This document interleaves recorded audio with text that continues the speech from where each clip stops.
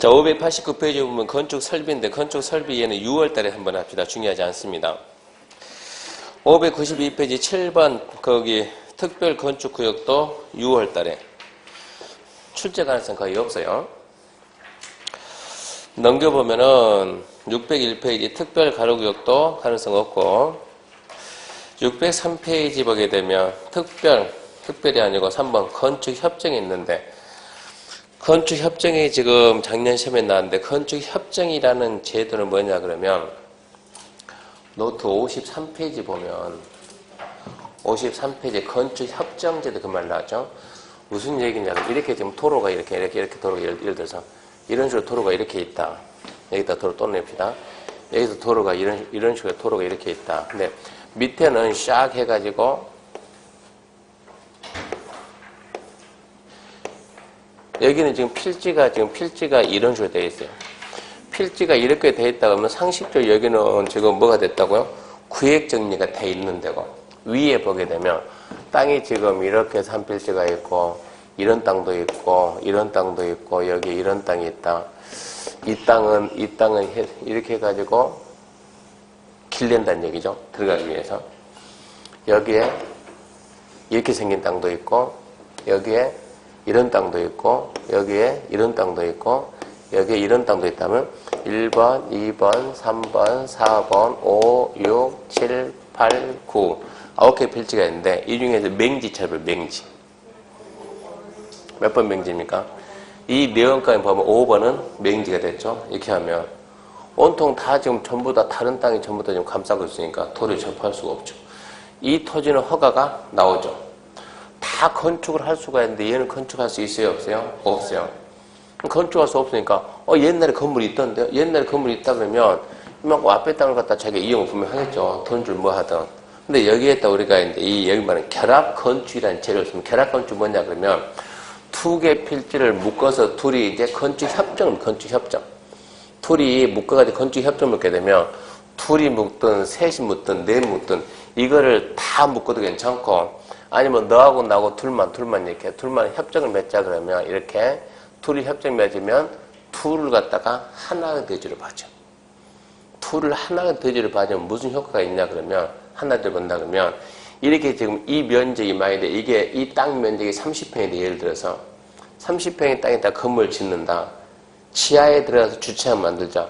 그러면 이 규모가 작으면 땅 면적이 30평 작으면 지하를 못 봐요. 차가 회전이 안 돼. 회전이. 그러니까 무조건 의무대로 주차장 어디에 있어야 된다? 지상에. 면적이 크면은 건물도 크게 짓고 지하를 파니까 주차를 갖다 지하로 넣으면 되는데 면적이 작으면 그나마 지하 주차를 못 넣으니까 지상에 좀 더 작아진다고. 근데 얘를 둘을 하나로 본다 그러면 이게 전부 다 이게 하나에 되니까 어쩐답니까? 규모가 엄청 커졌으니까 지하 파는데 아무 지장이 없어요. 그러니까 지금 가장 좋은 것은 여기서 말하는 7번 건축협정이라는 제도에서 제일 좋은 건 뭐냐 그러면 주차장 확보가 좋고 두 번째는 맹지 탈출. 구시가지 맹지 탈출 어떻게 할 것이냐 이런 얘기요. 그러니까 이런 제도가 있다는 걸 알게 되면 나중에 중개할 때 남보다는 좀 더 도움이 된다는 얘기입니다. 그런 적이 결합 건축이다. 이제 그 정도 알고 그 결합이 아니고 협정입니다. 협정. 건축 협정이다라는 거 알고 읽어볼게요. 자, 1번 603페이지 토지 및 건축물 소유자로서 대리인이 정하는 자, 소유자 등은 주급을요 전원 합의로 전원 이게 둘이 있다 그러면 둘이 뭐 전원이지. 야, 우리 그러지 말고 다 더하자 그러면 이게 뭐라고 이게 전원의 합의로 된다 이런 얘기입니다. 유리한 게 되게 많아요. 그래서 전원 합의로 다음 갖고 어느 하나에 해당하는 지역구역에서 건축물의 건축 대수선 리모델링에 대한 협정을 체결할 수 있습니다. 문제가 또 나온다 그러면 1번부터 5번까지 그 지역 잡아야 돼. 지역. 그래서 1번 국계부가 지정된 지구단위 계획구역 줄거 넣고 지 잡을까요? 지. 말 만들어 봐야 돼요. 2번 도정법에 따른 주거 환경 개선하기 위해서 같은 법 8조 지정 고시된 정비구역인데 이것은 주거환경 우리가 정비 사업이 몇 가지가 있어요? 주거환경 개선 또 재개발 재건축. 그러면 주거환경 개선이나 재개발, 재건축하려면 정비구역 지정하는 것은 기본 상식이요. 그러니까 주거환경 개선 사업 줄 거 놓고 주 잡아주고, 그 다음에 3번 재정비 촉진련 전치지역에 전 잡아놓고, 4번 도시 재생 활성화 지역 뭐 잡을래요? 거기서는 도 잡을래요? 재 잡을래요? 하여튼 말을 만들어 봐야 돼요. 하여튼 뭔가 잡아보고, 그 다음에 5번 그 밖에 시도 시군 구청장이 도시 주거환경 개선 필요하다 인정하는 줄거 지자체 조례입니다. 조례가 정하는 구역이요. 혹시 올해 시험에 나온다 그러면 그 지역을 잡아야 돼요. 지구단위 계획구역, 주거환경 개선 사업, 전치지역, 도시 재생 활성화 지역, 그리고 조례가 정하는 지역. 그걸로 숙제 낼 테니까 다음 주까지 말 만들어 오세요. 가장 좋은 거 하나 쓰게. 그냥 여기 있는 뭐 지구단위 계획구역, 또 뭐라고 주거환경 개선 사업구역, 전치지역, 재생 활성화 이렇게 하면 빨리빨리 암기가 안 돼요. 첫 글자 툭툭툭 따서 말 만들면 쉽지. 그러니까 아무나 괜찮으니까 말 만들어서 한번 가져보자.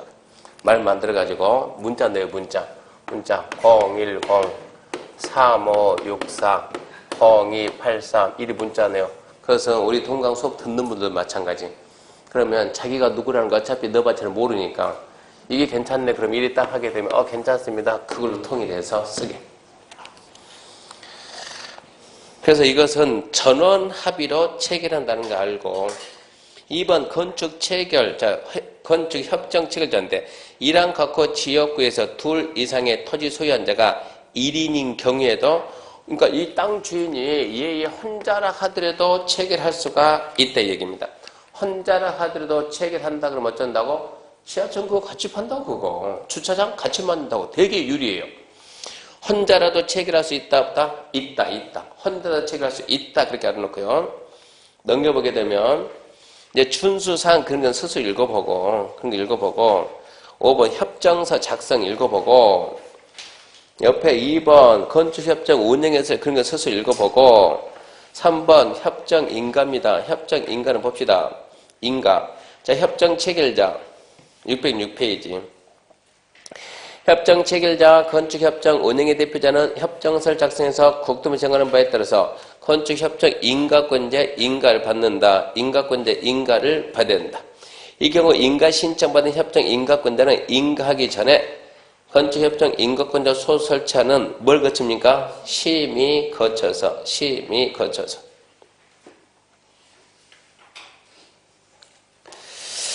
그리고 나머지 내용들은 읽어보고 작년 시험에서 뭐가 났냐 그러면 넘겨봐요. 608페이지.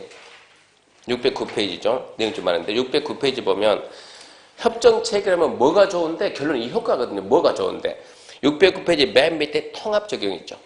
건축협정 인가를 받은 협정구역에서 다음 갖고 관계 법령 규정을 개별 건물마다 적용하지 않고 이거거든요.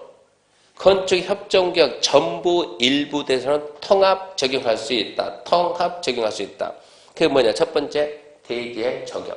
작년 시험 이걸 물어보는 거예요. 나무 심는 거. 두 번째, 대지와 도로 관계. 살짝 써놔요. 맹지 탈출. 합격에 우리는 걔를 봐야 되니까. 맹지 탈출.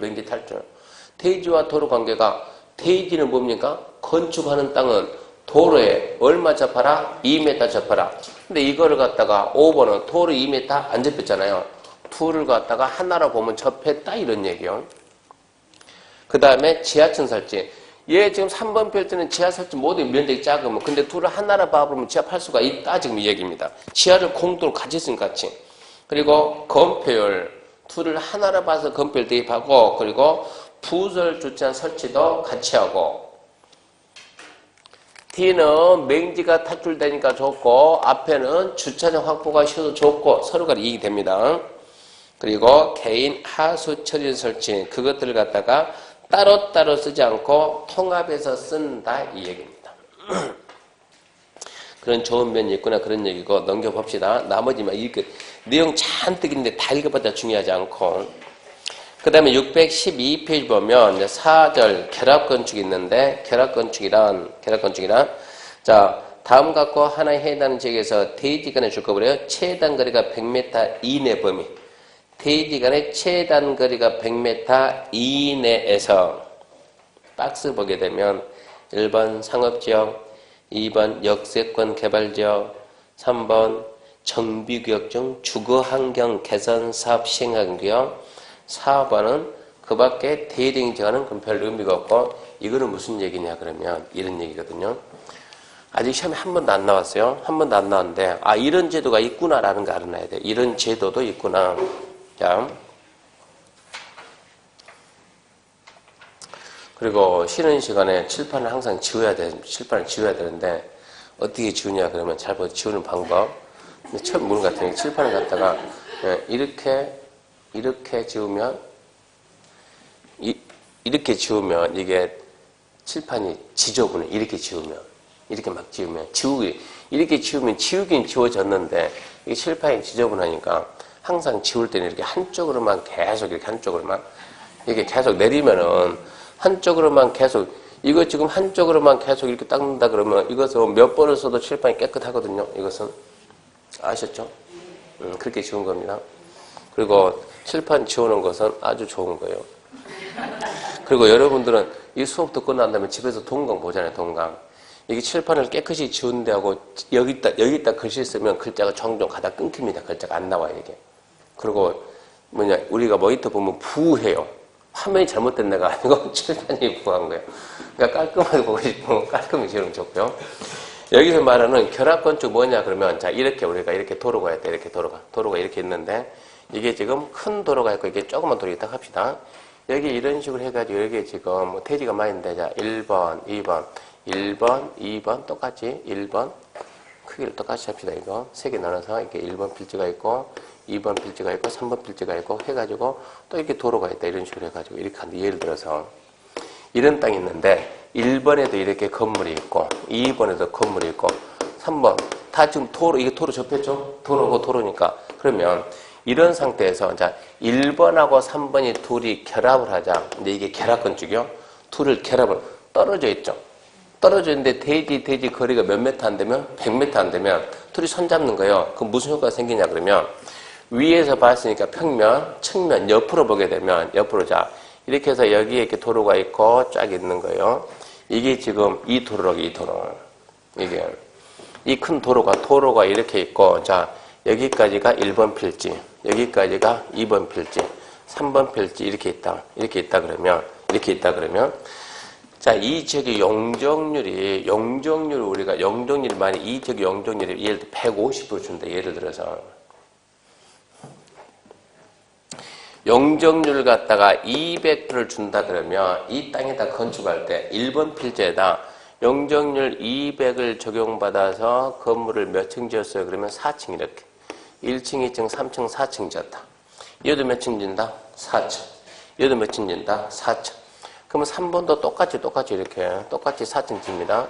이렇게 해가지고 이렇게 1층, 2층, 4층 지었다고. 자 그러면 우리가 봤을 때 1번 필지는 대류변하고 서로 이 지금 커브에 있는 얘를 얘기하는 거고 3번 필지는 얘를 얘기하는 거고 그러면 우리가 봤을 때 1번 땅이 좋아요? 3번 땅이 좋아요? 1번 땅이 좋죠. 큰 대로 앞에 있으니까. 그러면 1번 땅 1층 건물 월세를 받는다 그러면 월세를 한 달에 1,000 받는다 합시다. 1,000. 월세 1,000? 그러니까 좋은 땅이니까. 그럼 얘는 좀 덜 받습니다. 900 받고 얘는 800 받고 얘는 700 받는다 합시다. 그러면 3번 필지 1층은 얼마 정도 받으면 적당할까? 안으로 들어갔죠? 큰 길도 없죠? 잘 안 보이죠? 얼마 받을까요? 500 받읍시다. 500. 그럼 얘는 400, 얘는 300, 200 이렇게 받는자 하자고. 혼자서 건축에서 하게 되면 이 구조가 되는데 둘이 이제 손 잡았다고 어쩐다고? 결합. 그러면 이 용적률을 갖다가 한쪽으로 밀어줄 수 있다는 용적률을 밀면은 너 이렇게 얘가 야 이렇게 하지 말고 이 세 개를 떼가지고 나한테 붙이자. 나한테 네 세 개 떼서 나한테 붙여놓으면 내가 이만큼 해가지고 그러면 이만큼 3층 더 이렇게 여기다가 1층, 2층, 3층 용적률 얘 150% 1 줘버리는 거예요. 그러면 얘 어쩐다고 600에 500 이렇게 받는다 하자고. 그럼 이렇게 지금 654 이거 얼마입니까? 이거 받으면 이거 얼마요? 1500. 3개 받지 얼마 이거? 900. 900이다 그러면 얼마가 남아요 이게? 600이 나누면 600 가지고 나누기 2 하게 되면 2, 300, 4, 300 훨씬 더 유리하다는 얘기야. 이런 제도가 지금 있다 이 얘기야. 이걸 보고 우리는 결합 건축이라 한다. 그러니까 포인트는 이 대지 간의 거리가 얼마 이내일 때 100m 이내일 때 이런 제도가 있다 이런 얘기입니다. 근데 아무 데서나 쓰는 것이 아니고 봤더니 상업지역하고 역세권 개발구역하고 주거환경 개선 사업 시행하는 지역 그런 제도도 있구나. 딱 거기까지만. 뭐를 갖다가 하나로 쓴다고요? 용적률. 다른 것이 아니고 용적률. 용적률을 한쪽으로 몰아줄 수가 있다 이런 얘기입니다. 나머지는 더 읽지 말아요. 그 내용 가지고 문제 만들기 좀 힘들어요. 넘어가면 이제 616페이지 8번 보호칙이 있는데 8번 보호칙에서 1번 위반 건물에 대한 조치인데 위반 건물 조치는 시험에 안 나와요. 시험에 안 나오니까 지금 딱 한번 설명하고 끝내는 거예요. 시험에 안 나와요. 근데 실무 가서 중요해서 실무 가가지고. 자, 1번 필요한 조치면요. 허가권자는 대지나 우리가 위반 건물이다 그러면 수도 없이 많은 거예요. 허가 안 받고 지은 것도 위반 건물이고 지금 여기는 뭐 여기 원래 2층의 용도가 뭡니까? 학원. 2층 용도 뭐라고? 학원이나 학원. 건축물 대장 보면 이종 근린 생활설 이렇게 딱 찍혀야 된다고. 분명히 건축물 대장은 뭐로 나오는데 이종 근린 생활 나오는데 여기서 뭐 하고 있으면 크게 해가지고 바다 이야기. 영업 허가가 안 되는 그거 하고 있으면 법에 어긋나 안 어긋나요? 어긋나죠. 그런 게 위반 건물, 위반 건물. 2층까지 해놓고 한 층을 모르게 더 올리면 그것도 위반 건물. 이런 게 위반 건물이요. 그래서 허가권자는 대지나 건축물의 이 법 또는 이 법에 따른 명령 처분에 위반되면 이 법에 따른 허가 또는 승인을 취소하거나 건축물의 건축주, 시공자, 현장 관련인 소유자, 관리자, 점유자에게 공사 중지를 명하거나 상당한 기간을 정해서 건물을 철거해라, 개축해라, 증축해라, 수선해라, 용도 변경해라, 사용 금지해라, 사용 제한해라, 기타 등등 이런 각종 조치 명할 수 있다고. 위반된 내용에 맞게끔 약간 철거해 이름을 할 수도 있고 쓰지마 이름을 할 수도 있고 다시 할 수도 있고 그러면은 그 건축주 등이 들어야 돼 안 들어야 돼요? 들어야 되거든요. 근데 얘가 종종 안 듣는 사람도 있어요. 그러면은 안 듣는 경우는 2번 허가권자는 허가나 승인이 취소된 건축물 시전 면접 받고 어쩐다 이행한다는다 안 한다 해야 되는데 안 한다. 그런 건물에 대해서는 다른 법령에 따른 영업이나 그 밖의 행위를 허가, 면허, 인가, 등록, 지정을 하지 않도록 요청할 수 있다. 거기까지. 자, 그 부분. 그리고 이제 그 밑에 3번. 허가권자는 시정면 할 때는 국토부령이 정하는 바에 따라 건축물 대장에 위반 내용 적어야 된다. 우리가 중개를 하게 되면 그 시기에 중개하게 되면 지금 이 우리 학원 건물이 임대로 나왔어요. 매매로 나왔어요. 만약 임대로 나왔다 임대로 중개를 하고 있는데 2층을 갖다가 세 좀 빼주세요. 사진 들고 왔어요. 그럼 우리가 세 빼줘야지 중개를 해줘야 되니까. 근데 건축물 대장을 떼봅니까? 안 떼봅니까? 떼보지. 건축물 대장 떼보면 도장이 빵 찍혔던 뭐라고? 위반 건축물. 건축물 대장을 자기 집에 가면 한 번씩 다 떼봐요. 자기 건물. 단독주택에 위반 건물 찍힌 거 되게 많아요. 대부분 옥상을 갖다가 뭘 쓰면 안 되는데, 그 룸으로 쓰면 안 되는데, 옥상 방 들여 안 들여? 방 들여놨죠. 적발이 됐어 안 됐어요? 됐다고. 그런 게 뭐라고? 위반 건물 되게 많다고 이런 게. 그래서 세 빼달라고 우리 어떻게 세 빼줄 거냐고 이런 게 문제예요. 그래서 이런 위반 건물에도 허가권자가 자 우리가 지금 2층 뭐 하고 있는데? 학원하고 있는데 2층이 법에 어긋났다고. 그러니까 뭐라고? 원주시장에 뭐 하라고? 시정하라고 요구했는데 건축주가 시정한다 안 한다? 안 한다. 그런 상태에서 얘가 또 세 빼다 뭔가 나왔다. 그러면 이거 뭔가 하기 위해서 우리가 중개하려면 중개업은 허가받아야 인가받아야 등록에 신고해요. 면허 뭐예요? 중개업은? 합격했다 하고 개설? 등록이죠. 등록. 개설 등록. 그러면 개설 등록하려면 뭐가 있어야 돼요? 임대차 계약서가 있어야 된다고. 임대차 계약서 보게 되면 건물 주소 나와요? 안 나와요? 나온다고. 건물 딱 되면 뭐가 나온다고? 위반 건축물 등록 안 됨 이런 얘기요. 위반 건물에는 법에서 허가받고 인가받고 해야 될 것들 어쩐다 된다 안 된다 이런 얘기예요. 그래서 우리는 2층을 갖다 지금 2층을 빨리 뭐를 빼야 월세를 빼야 이거 지금 하나 세 빼야 이 학비를 갖다 댈 수 있는데 학원은 보내야 되잖아요. 근데 얘가 무슨 건물이라고? 위반 건물이라고. 그럼 이건 어떻게 세를 빼줄 거냐? 이런 얘기예요. 법에서 제한을 받는 용도는 법에서 제한받는다 하면 허가받는다, 인가받는다, 막 등록한다, 신고한다 이런 업종은 들어올 수가 없다는 얘기예요. 학원 하려면 학원에 인가받는다 그러면 교육청에서 딱 보고 원주시장이 어디에 돼? 교육청에다 원주 교육청에다 보낸다고. 평균 몇 번지 이 건물은 학원 인가해주면 안 된다고. 그럼 교육청에서 딱 보고 난 다음에 인가를 안 해준다고. 그럼 우리는 어떻게 할 거냐 이런 얘기. 이런 건물이 나오게 되면 그 옷 어디서 샀어요? 옷 어디서 샀냐고. 응? 본인 입고 있는 옷 어디서 샀냐고. 옷가게. 그 신발을 어디서? 옷가게.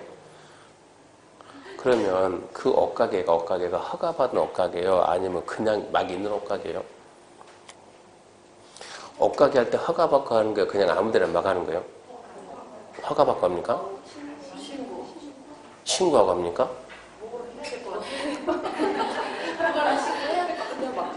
신발 팔 때는 애들 이번에 졸업합니까? 안 합니까?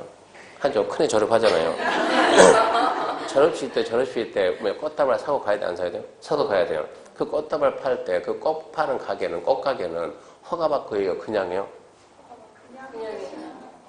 이 밑에 핸드폰 들이대면 허가받고 해요? 그냥요? 그런 건 다 그냥이에요. 그냥. 그런 걸 보고 뭐라고 하냐? 그럼 법의 제재를 받아야 안 받아요? 안 받아요. 그런 업종이 우리는 뭐냐? 자유업종이에요. 자유업종. 그래서 위반 건물이라는 게 빵 찍혀 있으면 법에 제약받는 것은 안 된다고 이것들은.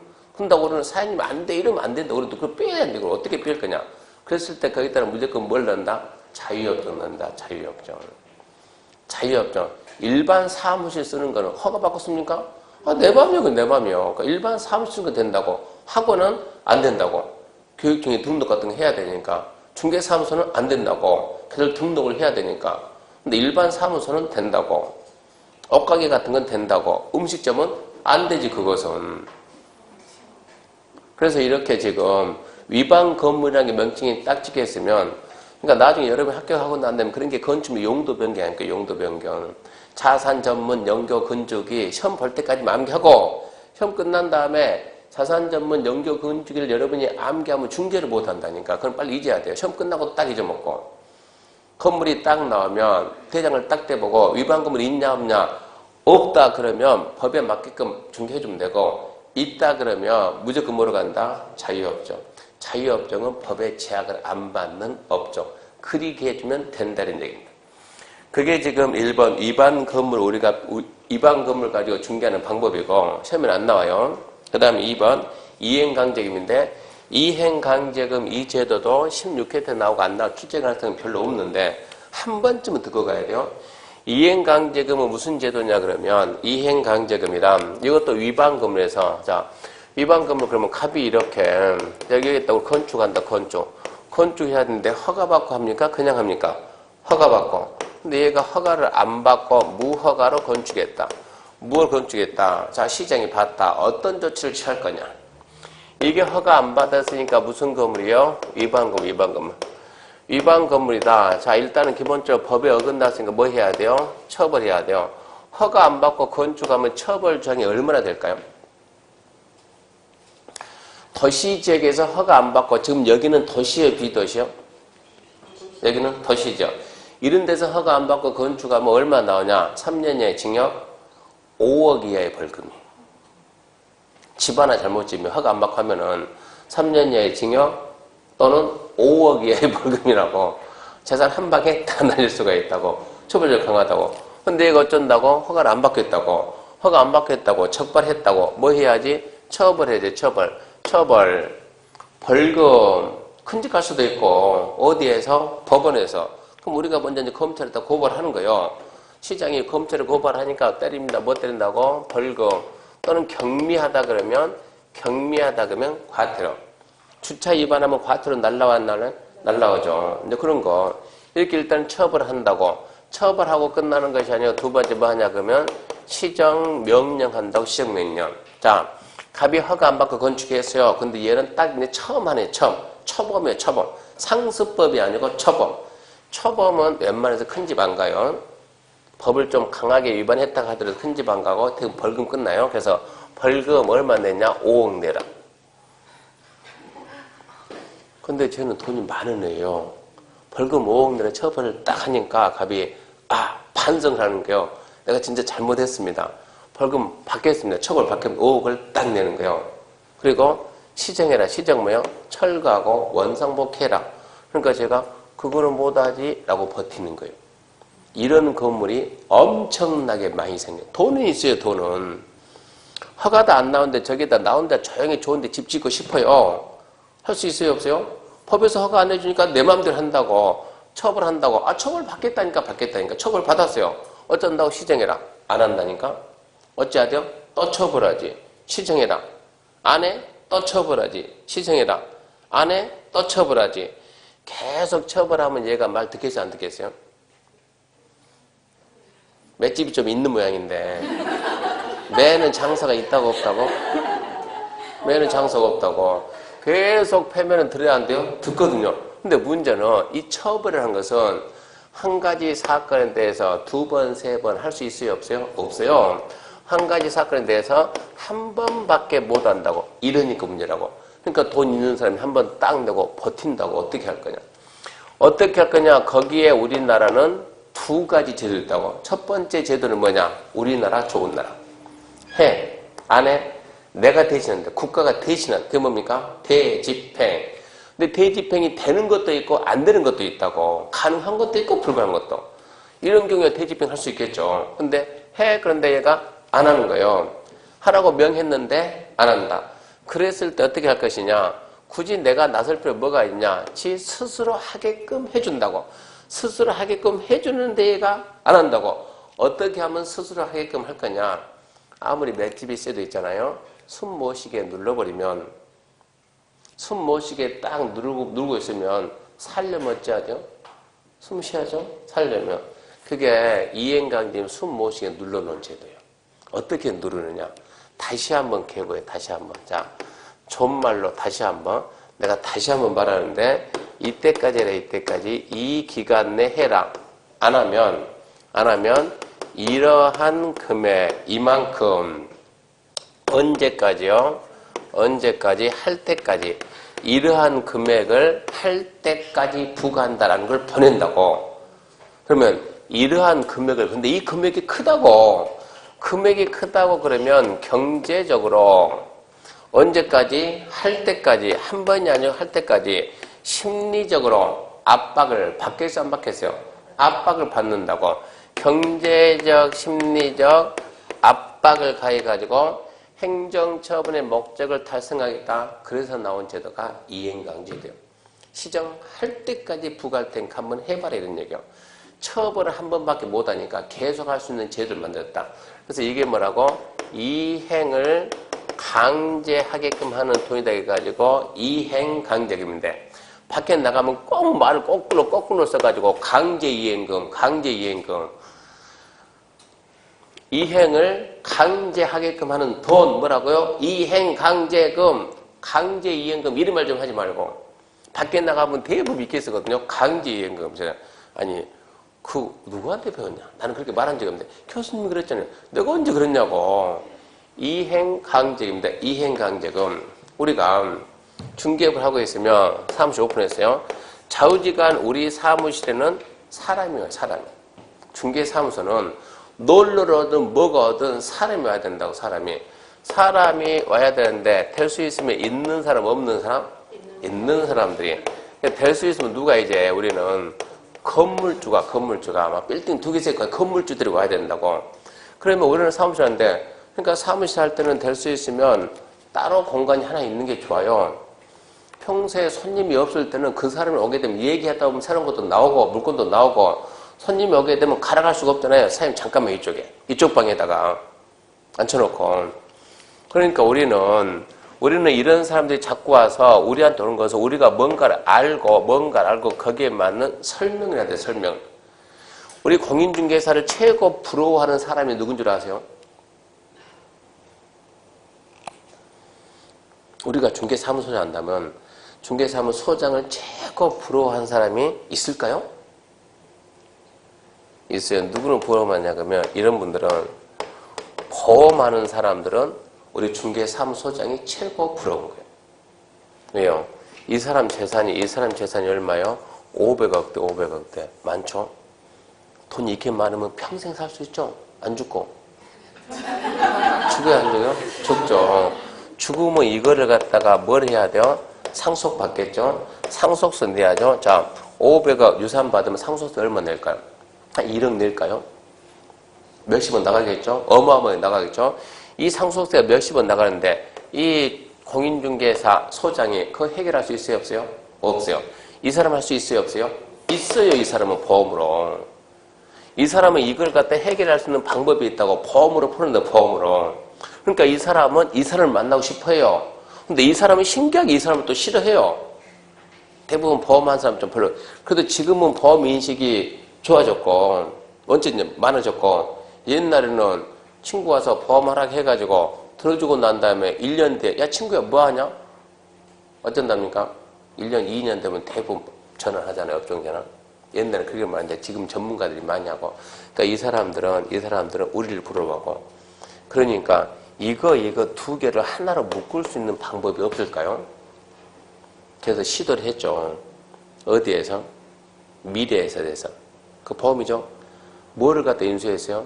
부동산 114를 갖다 인수를 했죠. 150원 그 얼마가 주고. 성공했어요? 못했어요? 못했죠. 다시 이게 어디로 갔어요? 현대로 갔죠. 현대로. 600억, 700억 주고. 그리고 이런 인맥을 활용하려고. 그러면 우리는 이런 돈 많은 사람이 우리한테 오거든요. 와가지고 질문하거든요.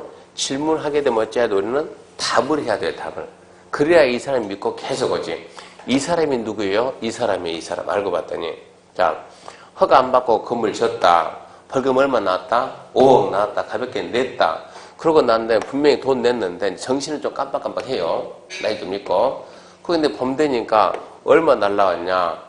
이거 시정하라. 안 하고 버티는 거예요. 돈 있으니까 버티는데 얼마 내냐? 한 3천만 원 돈 내라 이러고 날라온 거예요. 그러니까 돈이 있으니까 낸 거예요. 내면 되지. 좀 있으니까 가을 되니까 3천만 원 또 내라 날라온 거예요. 내가 이거 봄에 분명히 낸 것 같는데 안 냈나? 다시 왔으니까 낸 거예요. 그 다음에 봄 되니까 또 3천만 원에 또 날라온 게 이거 분명히 내가 작년 가을에 냈는데 이쯤 되면은 아무리 깜빡깜빡해도 들고 온다고. 김소정 있잖아. 내가 이거 작년 가을에 냈는데 이거 분명히 또 온 것 같은데 이 벌금이 또 나오는데 왜 이 벌금은 계속 나온 거야? 이렇게 해서 물어본다고. 우리나라 사람은 신기하게 돈 내라 무조건 뭐라고? 벌금 내본 적 있어요? 없어요? 있어요? 선하게 생겼는데? 진짜 벌금 내본 적 있어요? 대단하네. 좀 조심해야 될 사람이. 벌금 내려면 어쩌다 근데 벌금 냈어요? 속도 위반으로. 과소한 모양이네. 나중에 이제 3월달부터 한장공법이 나오는데 이걸로 제가 하루 수업한 걸 갖다 30분 만에 쫙 읊어주거든요.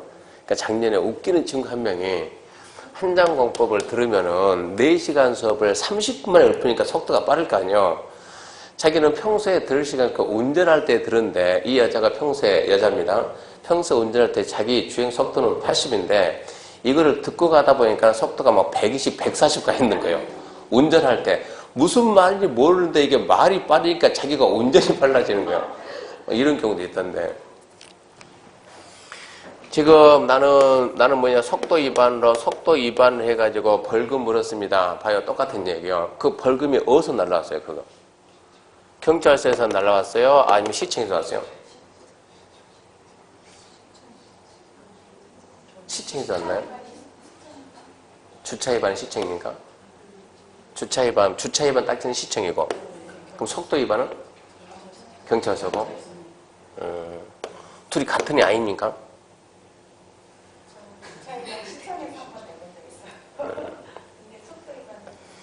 그러니까 벌금은, 그러니까 이거 아는 게, 이 벌금은, 그러니까 이해하고 이해는 완전 다르거든요. 벌금 이거는, 사법기관인 법원에서 날라온 거고, 법원 갔다 왔죠? 판사 앞에 섰죠? 땅땅땅 해가지고 500 했죠? 안 했나요? 그럼 벌금이 아니라고 그렇게 되면은. 그리고 과태료는 있거든. 과태료는 주차 위반하면 시청에서 날라옵니까? 아니면 경찰서에서 옵니까? 시청에서 옵니까? 경찰서 옵니까? 네. 둘이 어쩌다고? 둘은 똑같다고, 둘은. 이 둘은 행정. 법원은, 얘는, 검찰 이쪽은 사법. 그러니까 경찰하고 우리가 검찰하고 바꾸러 싸만 얘기 많이 하잖아요. 우리가 얼핏 생각에 이해하고 이해하고 한 통속이고 이해하고 이해하고 다를 것 같은데 이해하고 이해는 한 통속이고 이해하고 이해는 다르다고. 얘는 행정이고 얘는 사법이라고 이렇게 나간다고. 그러니까 무슨 얘기냐. 이렇게 돈만 내라 그러면 무조건 뭐라 한다고? 벌금을 한다고. 벌금이 또 나왔네. 그럼 어째야 된다고? 이제 알려줘야 된다고. 김 사장님 해가지고 이거는 벌금이 아니고 이행강제금입니다. 이행강제금. 얘기해야 돼. 따라 해봐요. 이행강제금. 따라 하겠지. 그게 뭔데? 이거는 뭐냐 그러면 자 사장님 뭔가 법에 어긋난 행위했죠? 그거 했죠?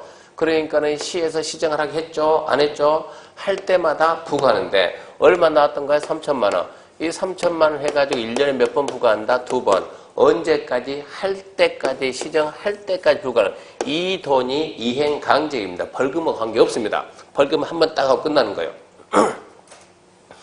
이 금액을 갖다 언제까지? 끝까지 부과한다. 끝까지. 이렇게 강조를 해서 겁을 줘야 되는가? 아니면, 자, 사장님, 근데 이게 얼마 나오는가요? 3천만 원. 그럼 1년에 2번에서 얼마 나오네요? 6천만 원 나오네요. 이 사람은 끝까지 그럼 겁먹고 시정하려겠지. 근데 우리는 얘기하라고 6천만 원 나오는데, 근데 사장님이 그렇게 법에 어긋나는 해가지고, 근데 1년에 얼마 벌어요? 한 6억은 벌지. 시정을 해야 되겠어요? 돈 내야 되겠어요? 이 얘기예요. 인천에서 제가 설명을 하니까 한 애가 교수님 우리 아빠는 1년에 1억씩 2번 낸다던데 1년에 2번 낸다는데 그럼 너네 아빠 계속 한다는데요? 너네 아빠 뭐 하는데? 아빠는 뭐 하시는데? 그러니까 뭐라고요? 컨덴싱 만들어요. 이거 하는 것이 아니고 걔는 뭐라 그랬냐? 아빠는 뭐 하는데? 이렇게 얘기하는 거예요. 얼마 버는데? 우리 아빠 7억 번다는데 7억 번다는데? 그럼 어쩐다고? 한다고 7억 벌가지고 2억 내고 5억 가지고 한다고. 이렇게 설명하면 좀 뭐 하지만은 최소한 이런 사람들 오게 되면 우리 입장에서는 이런 제도 알고 비교 설명할 수 있어야 된다고. 6천만 원 내고 그래가지고 얼마 버는데요? 한 3천 벌지. 빨리 시정해야지 그러면. 매년 손해보니까 6억 벌지. 시정은 무슨 시정입니까? 6억 내면 국가도 좋고 솔직한 얘기로. 그 전에 국가도 6천만 원씩 벌고 나도 벌고 국가도 좋고 나도 좋고 이런 제도가 이행강제금 제도예요. 그러니까 이런 제도는 알고 있어야 돼요. 알고 있어야 되고 한 번 설명을 제가 했으면 이 제도 안 만나면 잊어먹는데 하다가 우연찮게 중개하는데 사장 꼬셔놨더니 들고 오는 거예요. 들고 와서 얘기를 하게 되면 다 잊어먹었네. 그때 공부 제대로 할 걸. 이런 후회하지 말고 아까 전화번호 있었죠? 그 전화번호 전화하게 되면 설명을 해준다고. 설명을 듣고 상담해 주면 된다. 그런 제도가 이행강경 제도입니다. 내용 설명 안 합니다. 이런 제도가 있다 이거예요. 이제 내용에 대해서는 6월달에 시간 남은 하고 출제 가능성 없으니까 620페이지 기존금을 필요가 없어요. 621페이지 빈집 정비 있죠. 빈집 정비 이제 이런 건물 갖다 철거하겠다는 얘기인데 제가 옆에 가면 귀신 나오는 집이 있다겠죠. 하나 있잖아요. 좀만 더 가면은 여기 쪽으로. 근데 그분 돈이 그렇게 많다네요. 저 건물 주인 압니까? 귀신 나오는 집? 옆에 큰 극장 있죠. 극장 통 벼가지고 똥겜 나고 생겼던데 보니까. 근데 그 집 왜 저러고 있을까? 저 좋은 위치에다 땅에다가 알고 봤더니 그분 돈이 어마어마하게 많답니다. 그러니까 굳이 안 해도 된답니다. 그러니까 빈집인데 내비둬버리고 622페이지 빈집 철거 이거 중요하지 않고 623페이지 보면 면적, 높이, 청수, 산정 방법이 있네요. 1번 대지 면적, 건축 면적, 바닥 면적, 연면적인데 이거는 무슨 얘기냐 그러면 우리가 건폐율, 용적률 배웠죠. 건폐율이 뭡니까? 건폐율은 건대입니까? 연대입니까?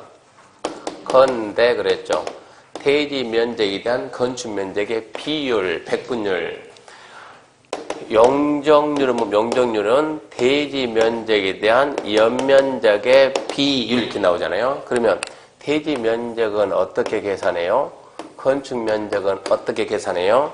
연면적은 어떻게 계산해요? 이걸 배워야 된다고, 계산 방법. 그럼 제일 먼저 1번 대지 면적입니다. 대지 면적은 대지의 수평 투영 면적입니다. 대지 면적은 대지의 수평 투영 면적이다. 다만 다음 어느 하나의 면적은 제외된다. 자, 먼저 대지 면적은 대지의 수평 투영 면적이다. 그림 노트에다 다 그려놨어요. 노트 몇 페이지 보면 있냐 그러면 노트 49페이지 보면 있으니까 쓰지 말고 그냥 보세요. 대지 면적은 내가 땅이, 대지가 뭐라고요? 건축하는 땅이 대지요. 이런 땅에다가 건축할 수 있어요, 없어요? 있지. 싹 깎아서 하면 되니까. 이랬을 때 이 건축하는 땅이니까 뭐라고? 대지 면적은 몇 평입니까? 이런 얘기요. 어떻게 생각하냐? 수평 그러면 이게 수평이죠. 수평.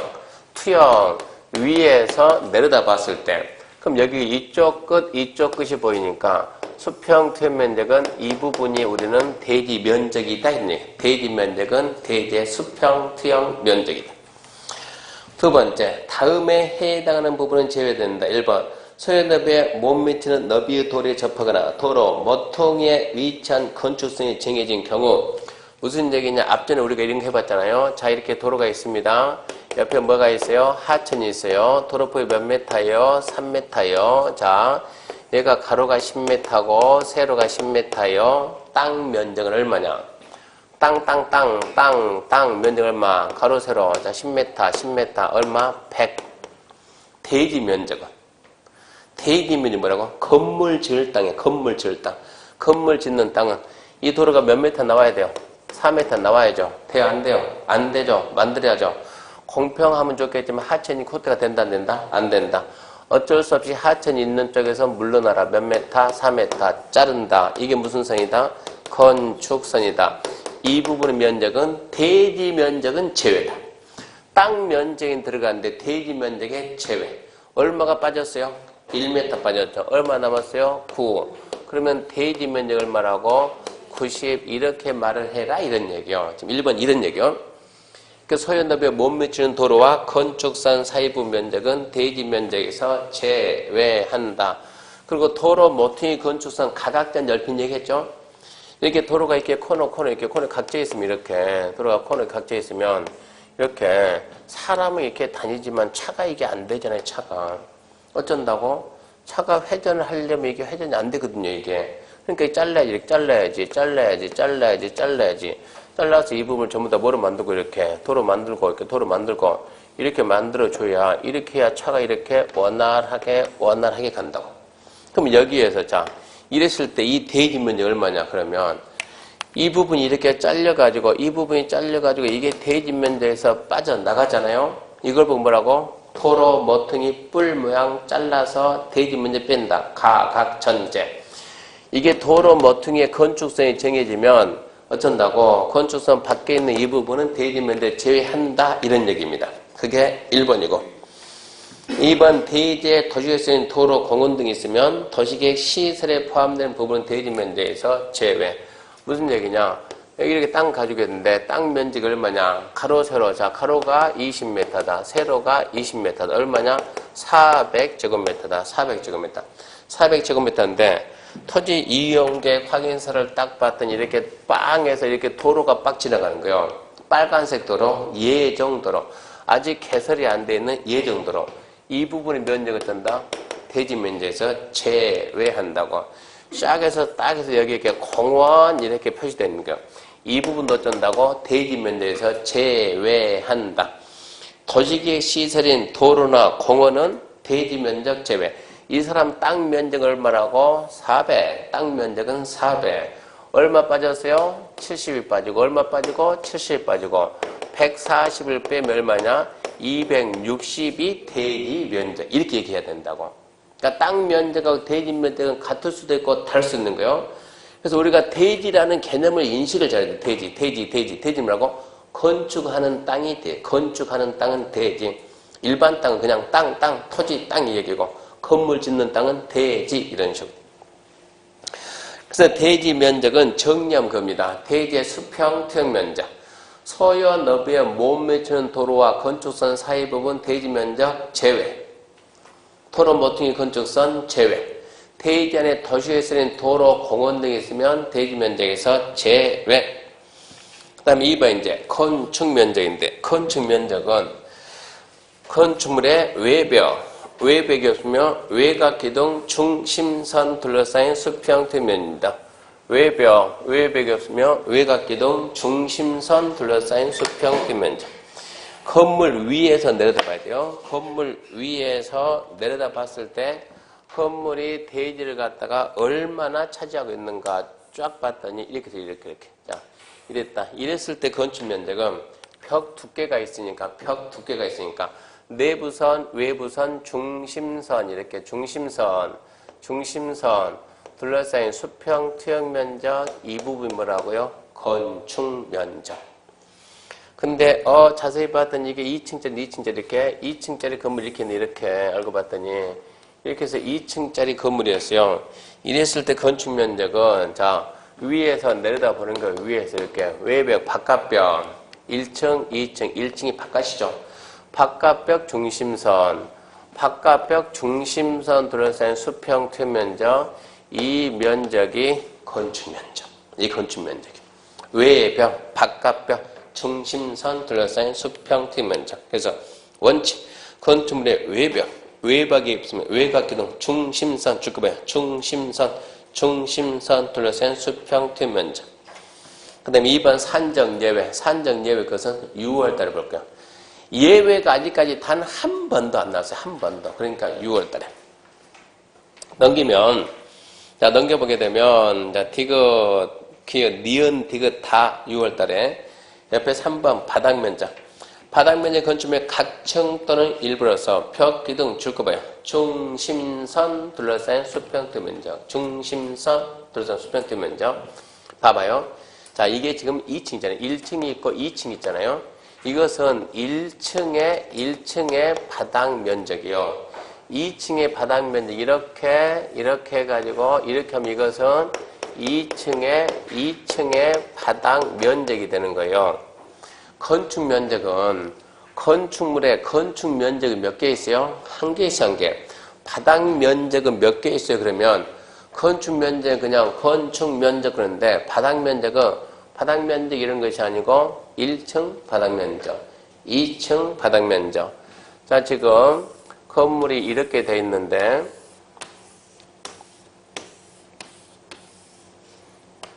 이렇게 지금 해가지고 이렇게 나눠놓읍시다. 자, 이게 1층입니다. 1층이고 이거 전부 다 슈퍼다. 이거는 2층인데 여기는 우리가 학원이다. 여기는 약국이다. 여기는 중개사무소다. 1층 바닥 면적은 1층 벽 기둥 중심선 둘러싼 수평 투영 면적. 이거 뭐라고요? 1층 바닥 면적. 뭐하고 똑같다? 슈퍼 바닥 면적하고 똑같다 이것은. 2층의 바닥 면적이 이렇게 2층 벽 기둥 중심선 둘러싼 수평 투영 면적 2층 바닥 면적. 근데 약국의 바닥 면적은 이 부분은 약국의 바닥 면적이요. 그 층의 전부요, 일부요? 일부. 슈퍼 바닥 면적 그 층의 전부가 되는 거예요.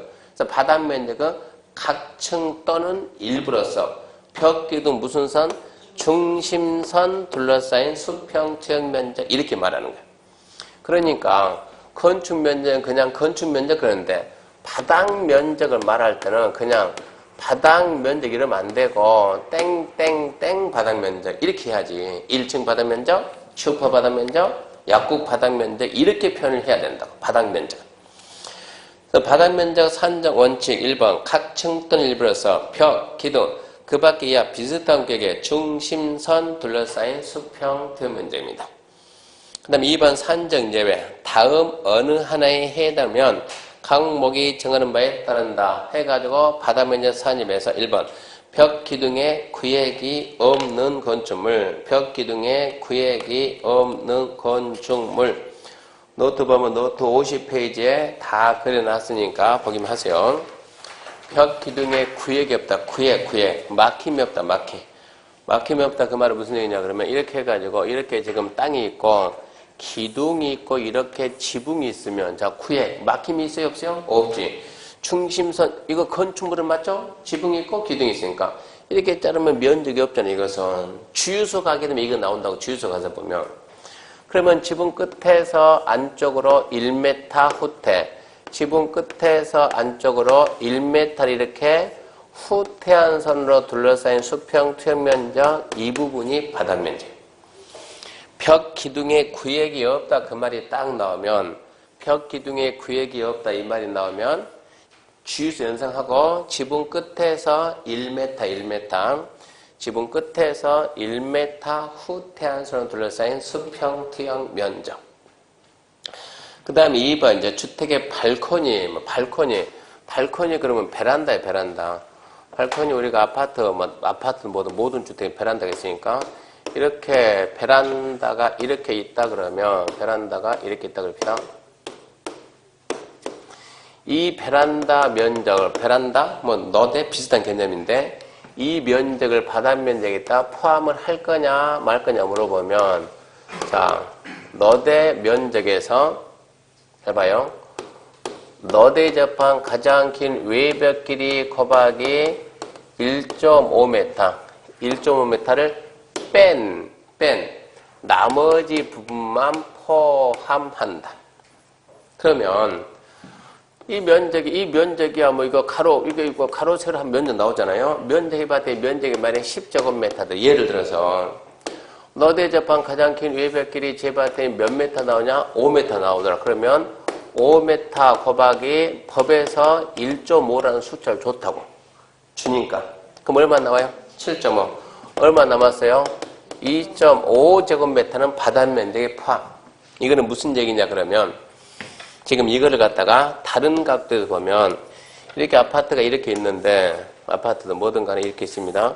베란다가 이렇게 지금 튀어나와도 이렇게 튀어나왔는데 사각으로 하고 사각진 베란다가 있는데 이 베란다 부분의 면적을 바닥 면적에다 포함할 거냐 제외할 거냐.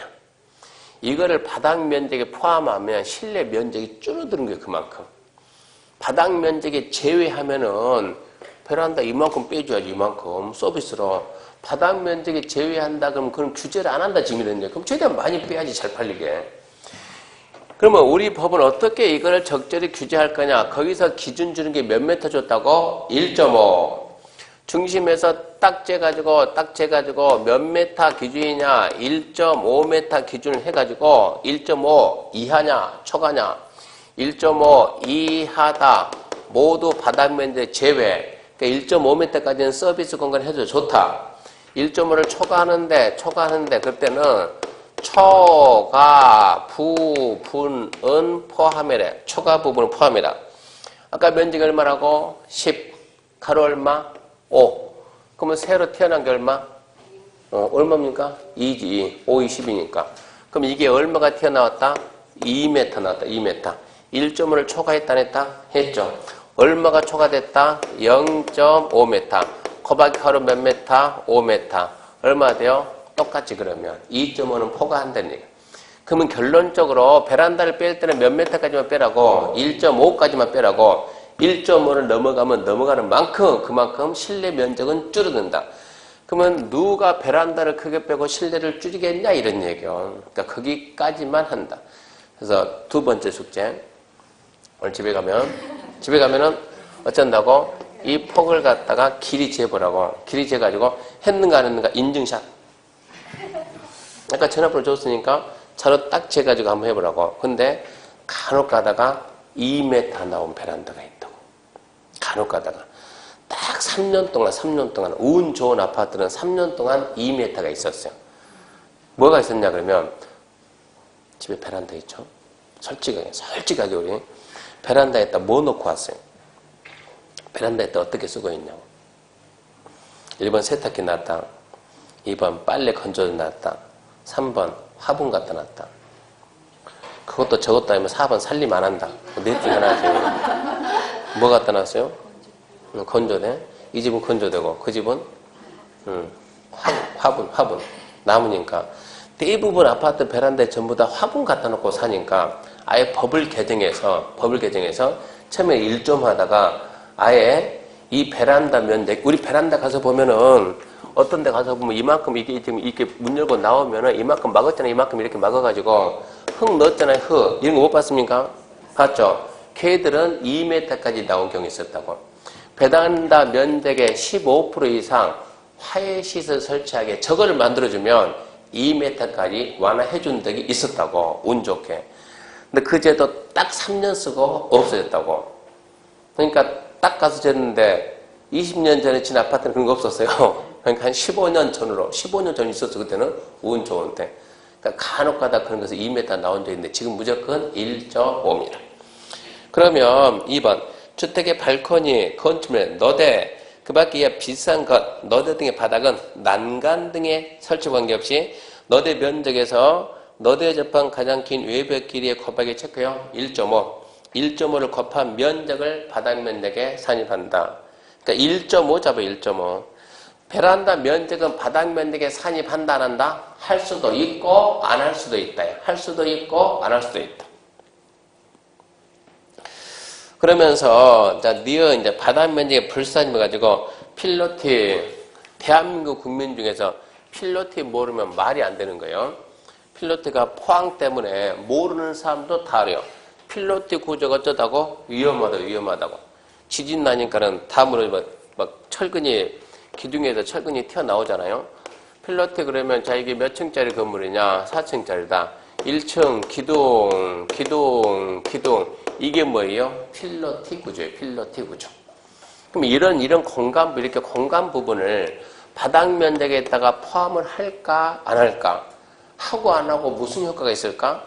포함을 하면은 얘가 면적이 된다. 면적. 포함을 안 하면은 면적이 아니니까 포함을 안 하면 이렇게 하나를 더 짓는다고. 포함을 하면은 못 짓는다고. 그럼 포함할까 말까 물어보면 어떤 용도로 활용합니까? 사람이 도로인 양, 사람이 이걸 갖다가 도로인 양 걸어다니는 거예요. 인도로 쓰는 거예요. 두 번째, 차가 도로인 양 이 다니는 거예요. 세 번째, 여기를 갖다가 주차 용도로 쓰는 거예요.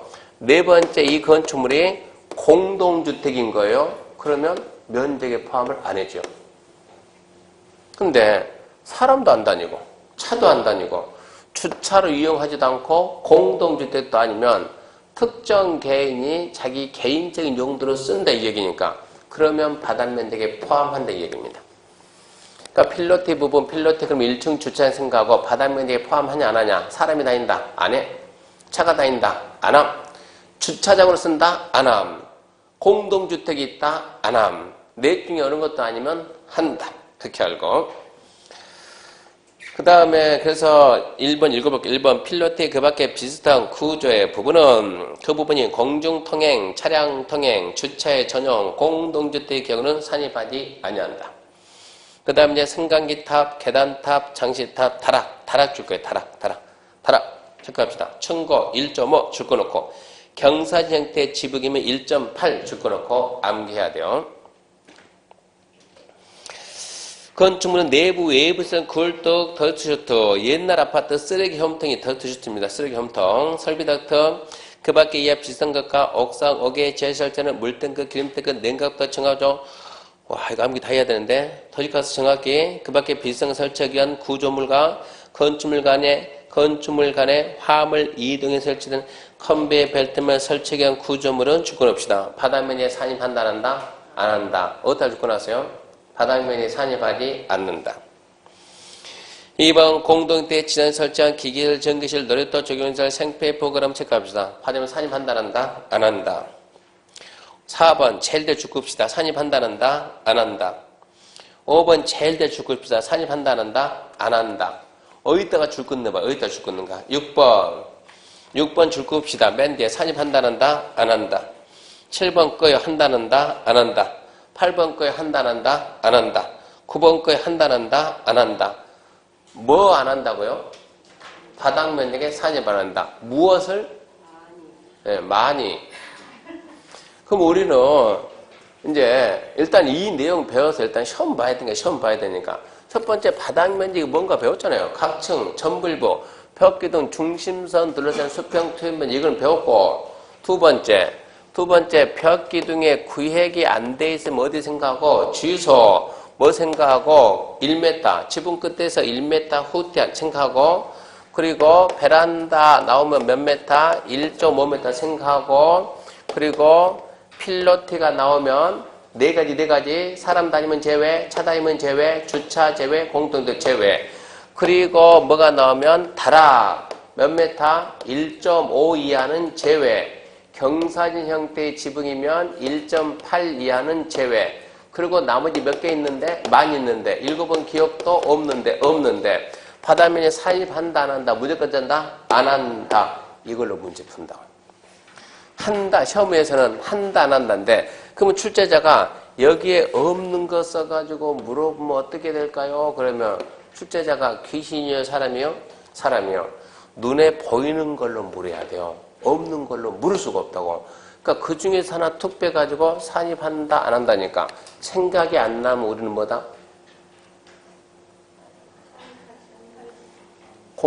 공동주택 지상지 설치된 놀이터 생각이 나요 안 나요? 안 나요. 배운 기억이 안 나요. 그럼 무조건 뭐라고? 산입하지 않는다. 그게 생각이 산입하지 않는다.